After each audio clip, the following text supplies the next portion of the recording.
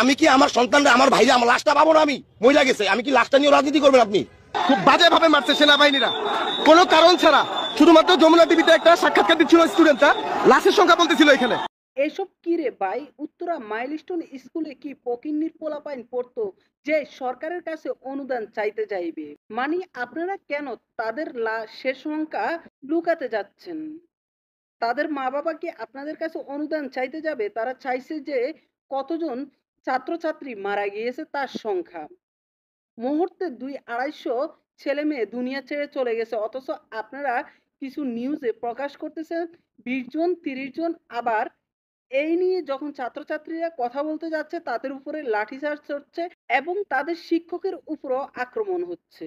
লাশের সংখ্যা বলার কারণে সেনাবাহিনী অনৈতিক ভাবে স্টুডেন্টদেরকে লাঠি পেটা করে নিচে ফেলে মারছে একদম বাজে ভাবে। কি লাশের সংখ্যা হাইড করতেছিল?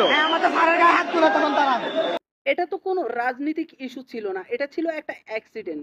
জাস্ট মা বাবারা জানতে চায় কতজন শিক্ষার্থী এই দুনিয়ার মায়া ত্যাগ করে চলে গেছে। আমি কি আমার সন্তানরা আমার ভাইরা আমার লাশটা পাবো না? আমি মহিলা গেছে, আমি কি লাশটা নিয়ে রাজনীতি করবেন আপনি? এটা তো অ্যাক্সিডেন্ট। এটা যদি আমি পলিটিক্যাল বিষয় হইতো, আমি ভাবতাম পলিটিক্যাল বিষয় নিয়ে আপনি লাশ নিয়ে লুকোচুরি করতেছেন, আপনার পলিটিক্যাল দলের আপনার দুর্নাম হবে এই জন্য। কিন্তু আপনি এখন এই অ্যাক্সিডেন্টের জন্য এটা করবেন কেন? হসপিটালে নিয়ে গেছে ভাই, অবস্থা দেখবেন আপনি। ২০০ শতাধিক স্টুডেন্ট মারা গেছে, কেন বলা হচ্ছে ২০ জন মারা গেছে? প্রমাণ লাগবে আপনার? আর্মি যে ইয়া করছে, আর্মি কেন মারবে? গায়ে হাত তুলবে কেন? কেন এটা ধামাচাপা দেওয়া হবে? এতজন স্টুডেন্ট মরছে, এখানে কেন ধামাচাপা দেওয়া হবে? উত্তর কই? কেন মরবে এতজন স্টুডেন্ট? কেন ধামাচাপা দেওয়া হবে?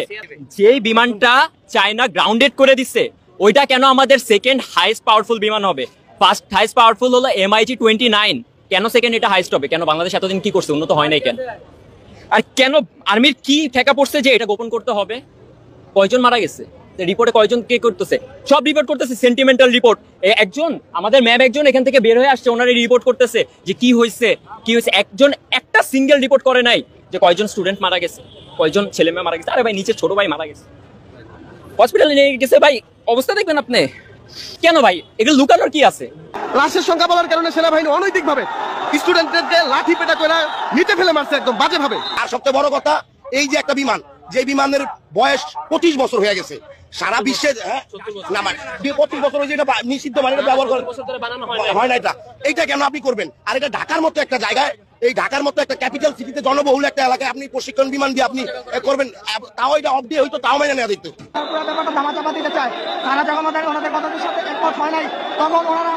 তারা কি লাশের সংখ্যা হাইড করতেছিল? আচ্ছা আচ্ছা, লোকেরা বারবার প্রেসার ক্রিয়েট করার চেষ্টা করতেছে, তারা ছাত্রদের উপরে প্রেসার ক্রিয়েট করতেছে এবং একটা ছাত্রকে বিনা অপরাধে উদুম পিটাইছে, ইচ্ছামতো পিটাইছে, কোনো কারণ ছাড়া। ওরা ক্যাম্পাসে আমার কাছে ইচ্ছামতো পিটাইছে, কোনো কারণ ছাড়া। ওরা ক্যাম্পাসের হোস্টেলের ছাত্রদেরকে বের করে দিতে চাইতেছে। ছাত্ররা কোথায় যাবে? হোস্টেলের ছাত্ররা